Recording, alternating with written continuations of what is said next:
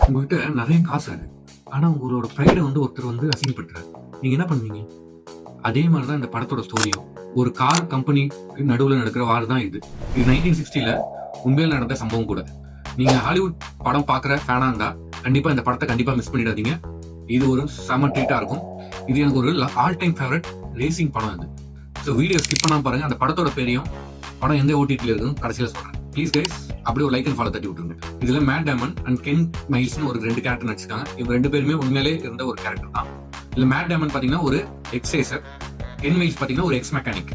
இவங்க 2 பேரும் சேர்ந்து ஃபோர்ட் சிஇஓக்கு ஒரு காரை பில்ட் பண்ணி தர போறாங்க. அதுவும் ரேஸ் கார். இதுக்கு நடுவுல இவங்க சந்திக்கிற கார்பரேட் பாலிடிக்ஸ், அப்புறம் பாத்தீங்கன்னா அதுல கொஞ்சம் சில ஃபெயிலியர்ஸ்லாம் ஆகும். இதெல்லாம் தான் இந்த படம்.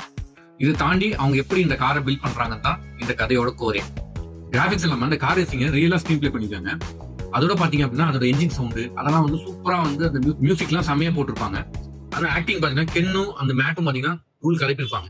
படத்தோட பேரு ஃபோர்ட் இயர்ஸ். இந்த படம் இங்கிலீஷ் அண்ட் ஹிந்தியில தான் இருக்கு. இந்த படம் ஜியோ ஸ்டார் அண்ட் அமேசான் பிரைம்ல இருக்கு. பார்த்தவங்க கமெண்ட் பண்ணுங்க இந்த மூவி உங்களுக்கு ஃபேவரட்டான மூவியான. அப்படியே ஒரு லைக் அண்ட் ஃபாலோ தட்டி விடுங்க. Thank you guys. Bye by.